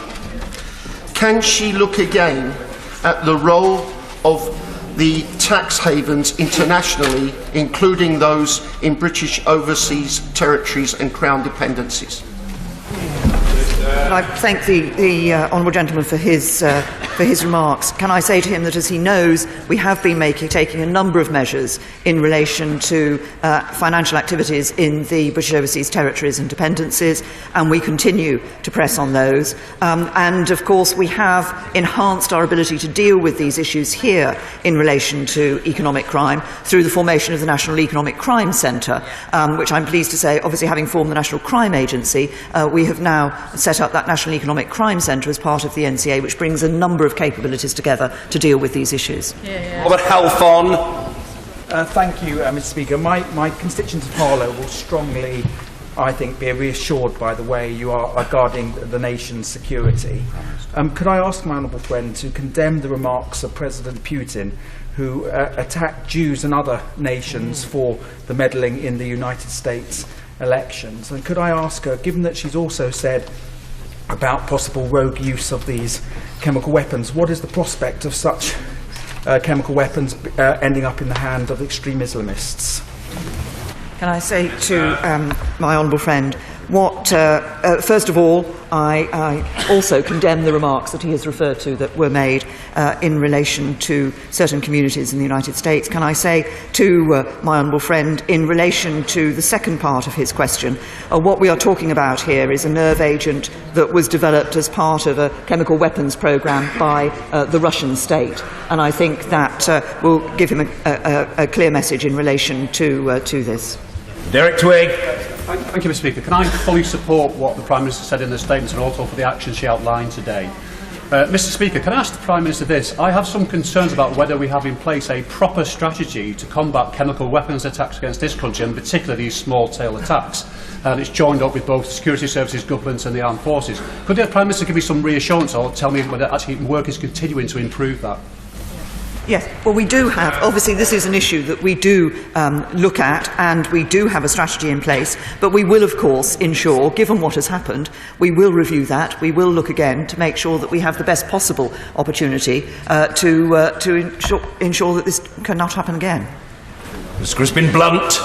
Whilst welcoming the Prime Minister's statement, as almost everyone else has, can I join with the Right Honourable Member for Beaconsfield about the importance of the international rule of law, and say that this is a very important moment of decision for China to decide which side she is going to sit on in this arrangement. And can I urge my right honourable friend to make sure we take the most energetic steps to ensure that China stands with the rest of the civilised world on the side of law and responsibility. Thank my honourable friend for raising this issue in this way. We want to see the maximum possible adherence to the international rules-based order across the whole world.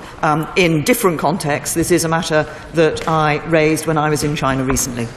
This is an extremely important parliamentary occasion, and I think it's understandable that very large numbers of members should want to question the Prime Minister. Can I very politely suggest to colleagues that they should seek to ensure that their questions are as succinct as the Prime Minister's replies have been, and that way we might get through a very great many more quickly than we otherwise would. Chris Leslie. Support to the measures the Prime Minister has announced and the condemnation of what is increasingly looking like a rogue state.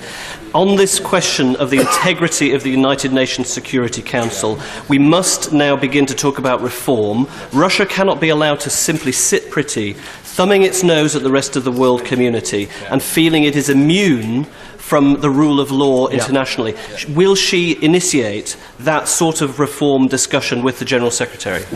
And I once again thank the Right Honourable Gentleman for the remarks he's made today and the support he's given to the government as he did on Monday. In relation to the question, we do talk to the United Nations about reform of the United Nations in a whole variety of ways. Of course, any decision, the catch-22, if you like, is that any decision that might be taken in the Security Council to reform it, of course, could be subject to a veto by Russia, who are sitting there. But the point has been raised not just by the Right Honourable Gentleman, but by others, and this is something that we will look at. Mr. Speaker, the Prime Minister has underlined to the House that the Russian state has either been utterly reckless at best or directly complicit at worst in the deployment of a harmful substance on our soil. Can I ask her, in the statement, she said that she would be taking new measures to harden our defences against hostile state activity.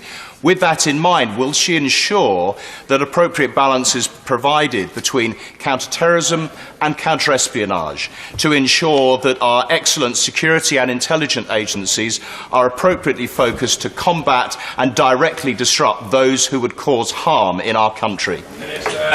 Can I say to my Right Honourable friend, who also as a former Security Minister has a particular knowledge and understanding of these issues, that I entirely take the point that he has made, and we do constantly ensure that the balance is right between counter-terrorism and counter-espionage, and we will of course continue to ensure that that balance is maintained properly.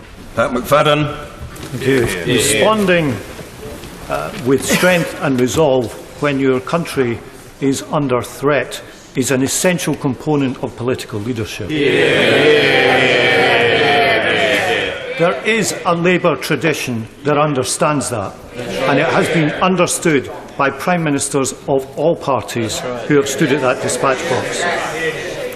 That means when chemical weapons are used, we need more than words but deeds.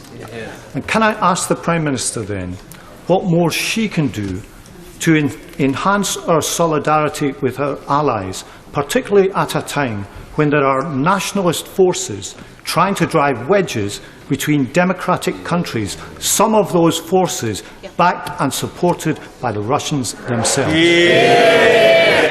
Can I first of all say to the Right Honourable Gentleman that he is, of course, absolutely right, that there is a strong tradition in the Labour Party of recognising the importance of acting in the national interest and acting when our national security is under threat. And we have seen that from governments. We've seen that from governments of all complexions over the years.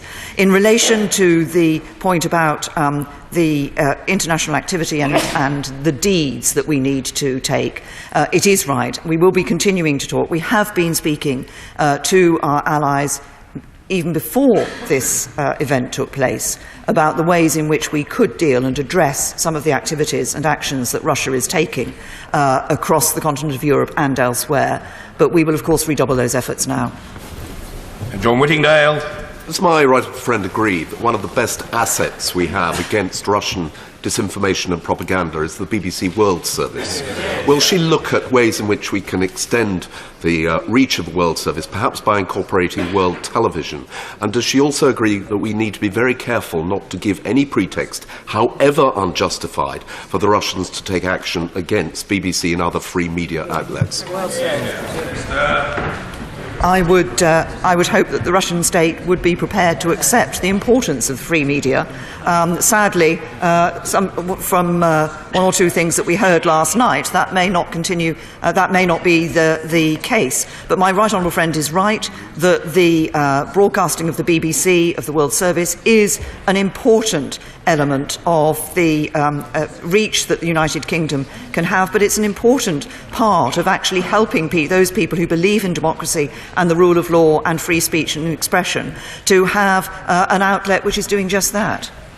Alison Thewlis. Mr Speaker, I was glad to hear that the Prime Minister mentioned the Sanctions and Anti-Money Laundering Bill, and I welcome the commitment to the Magnitsky Amendment.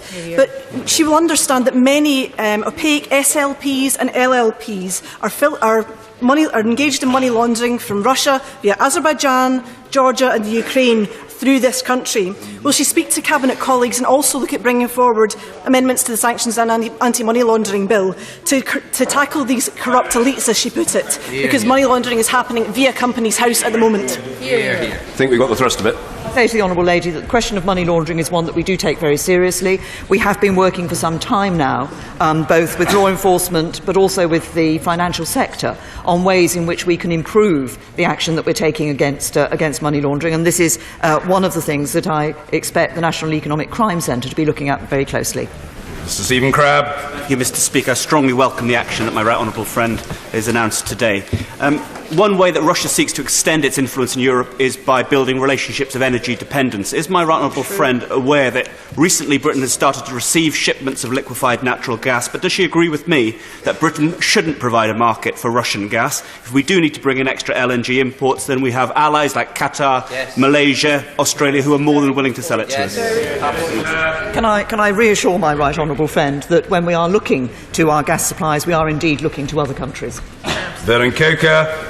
Can I say to the Prime Minister, I am another one who supports the statement that she's made today as a strong advocate for the defence and security of our country. Can I also draw attention to something I don't want to get lost, what the Prime Minister said, which was while our response must be robust, it must also remain true to our values. And as such, would the Prime Minister perhaps say a little bit about something that I think she's done, which is not to say that we're going to ban Russia today, which actually I think is a strong point to make. This country believes in a free media. We're not frightened of it. We'll hear opinions that are against us, but we also believe in the rule of law and democracy.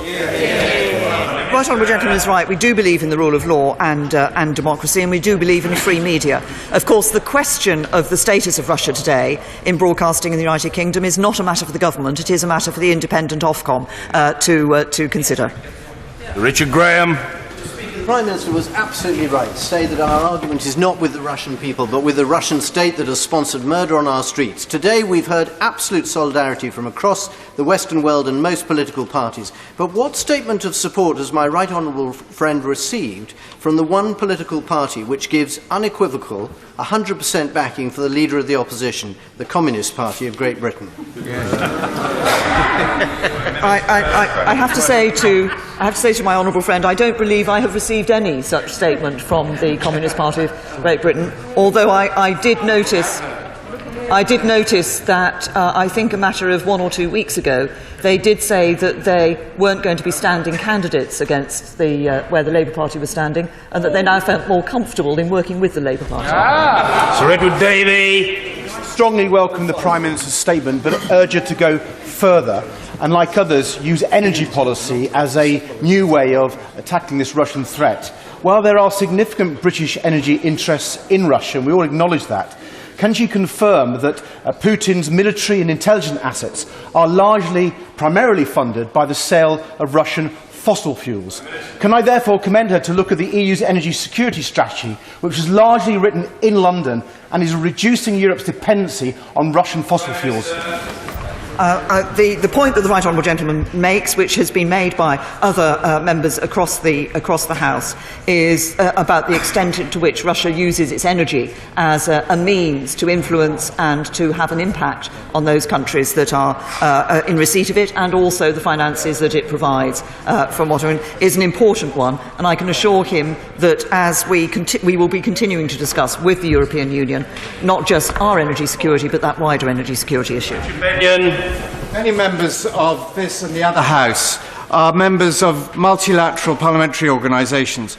Like the Council of Europe and the NATO Parliamentary Assembly, would my right honourable friend agree that a way we can help get behind her leadership and the government's position on this is to, when we attend events, to get the message across, to explain the policies of this government, to explain what has happened and why our allies should be supporting us? I say to my right honourable friend, I think he has raised an extremely valuable point, and I welcome that suggestion and would encourage him and others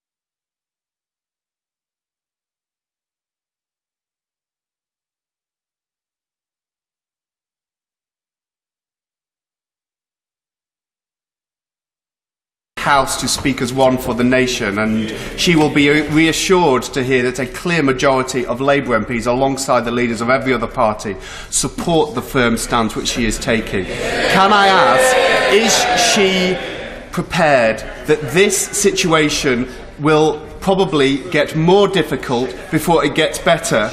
And is she prepared to stay the course to face down this international bully and wrecker of our liberty and the rule of law across the world? Can I thank the honourable gentleman for the remarks that he has made today, as indeed he made a very strong statement on Monday in this House as well. Can I assure him that I and this government will stay the course? As I said in my statement, we recognise there may be further Russian provocation. If there is, we have further measures that we can deploy in relation to that. But I think it is important that we, and we will be encouraging our international allies to do this too, recognise that this is an important moment to stand up and say to Russia, no, you cannot do this. Sir Desmond Swain. Russian economy is a fraction, but their expenditure on offensive capability a multiple of ours. Is there a lesson there? Well, can I say to my right honourable friend that, of course, we do constantly look at the resources that we are putting in to ensure our national security, which, of course, is assured across a number of departments in government, and we continue to do so. Luciana Berger. Thank you, Mr. Speaker. And can I welcome the Prime Minister's robust response which he set out today? Further to the confirmation that no minister or member of the royal family will be attending the World Cup this summer, does she believe that this should also extend to senior FA officials? And will she ask our NATO and EU allies to join us in this endeavour? I think the attendance and at sporting events is a matter for the sporting authorities. It is a matter for them. They will be aware of the statement that I have made today. They will be aware that we are saying that no ministers or members of the royal family will be attending the World Cup, and I'm sure they will want to be considering their position. Mr. Nigel Evans. As chair of the Interparliamentary Union last year, I led a delegation to St. Petersburg and was met with great warmth and hospitality by many Russian people. Will she stress that our opposition is not with them, it is with their appalling leadership? And also that the Russian ambassador has made it clear that we can now expect retaliation. Will she send a clear signal to him and Moscow that the United Kingdom will not be threatened? Well, can I first of all say to my right honourable friend, I'm grateful to him for the remarks that he has made. And I think last night I saw the Russian ambassador being quoted as saying that Russia was not a country that accepted ultimatums. Well, I can say to my right honourable friend and others, the United Kingdom is not a country that accepts threats, and we will stand up against them. Mr. Peter Grant. Thank you, Mr. Speaker. I welcome the Prime Minister's reminder that we have no argument whatsoever with the peoples of the Russian Federation, who, after all, are living under Putin's dictatorship all the time. Inevitably, the action that has to be taken against Putin will make it more difficult for organisations that seek to maintain good relations with the ordinary people of the Russian Federation. Is there anything more the government can do to help these organisations to continue their good work, even while we're invoking more strict and robust sanctions against their dictator leader? I think what is important, that both in my statement, and this was the point my right honourable friend made in his previous question, that we are very clear that we have no argument with the Russian people. It is with the Russian state, it is with the Russian government and their actions that we are concerned. And I think in the response that we give, it is important that we make that clear, not just in our words, but in our actions. And that's why what I've talked about today is a response that affects the Russian state and the Russian government and not the Russian people. John Barron. To the longer term, given the actions of the Russian state under President Putin, hasn't the time now come to have a fundamental reassessment of our defence spending, in collaboration preferably with our allies, but alone if not? I say to my honourable friend, as he will know, we are one of the limited number of countries within NATO that maintains our commitment to spending 2% of our GDP on defence. We do have, as I'm sure he's aware, the modernising defence programme that is being undertaken at the moment alongside the National Security Capability Review. It is important that we are able to deal with the variety of threats that we face. But I will say to my honourable friend, as I have to other members of this House, that in looking at how we deal with those threats, not all of them will be dealt with in a way that would conventionally be considered as a matter for the Ministry of Defence. Speaker, the Prime Minister has rightly said that the attacks in Britain have been part of an ongoing contempt of Britain, contempt of the rule of law, and contempt of our values. But it has also been a contempt of our alliances, both political and military. In moving forward, will the Prime Minister work with those political and military alliances so that together we have a root and branch removal of Russian interference in our political, our education and our financial institutions? Let this be a marker. No more. Now they will fear what we will do to hit back on the interference they have shown us. Thank you, and I thank the Honourable Lady for the commitment that she has shown as a parliamentarian to the alliance we have through NATO, which is very important to us, is the bedrock of European defence, and I will certainly say that we will continue to work through those alliances to ensure that we are sending a very clear message that this is not acceptable. Francois. Thank you, Mr. Speaker. Can I commend the Prime Minister on her decisive and vigorous action in response to what was, after all, an attack on the United Kingdom. In some ways, it had flashes of the Iron Lady about it. But it was also in stark contrast to the attitude of the leader of the opposition, who simply could not bring himself to condemn Russia for this outrageous act. He simply couldn't do it. And is that not because he remains at heart what he has always been, a CND badge-wearing apologist for the Russian state? Well, can I say to my honourable friend, I think that people will take their own conclusions from what they have heard today. But I can also say to my honourable friend that I'm sure he, as I do, take a great reassurance from the positive messages of support that have come from the Labour backbenches. Phil Wilson. Mr. Speaker, our way of life in this country and in the West is based on democracy, human rights and the rule of law, and should be defended. Outrageous. Strongly held opinions have been expressed. Everybody can consult the record, and I understand that there is an intensity of feeling, but the honourable gentleman member for Sedgefield must have his question heard, and then the answer will be heard. Phil Wilson.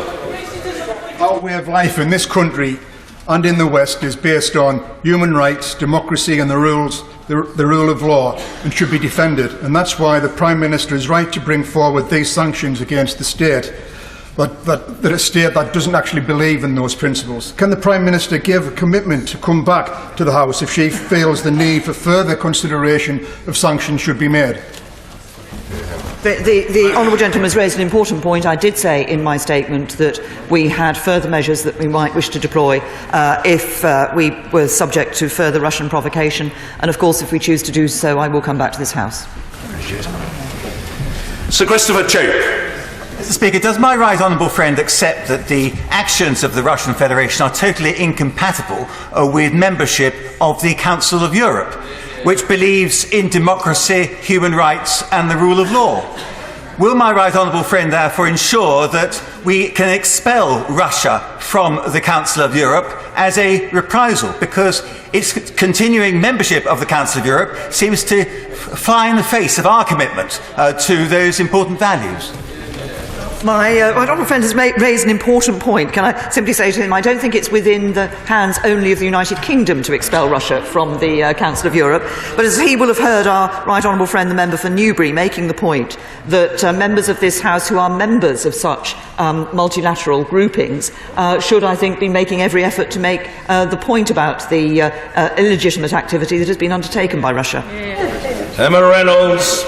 Speaker, I welcome very much the Prime Minister's statement today and the measures that she has announced, which will only be strengthened if our allies take similar action. Can she say more about NATO and whether she will be bringing together NATO?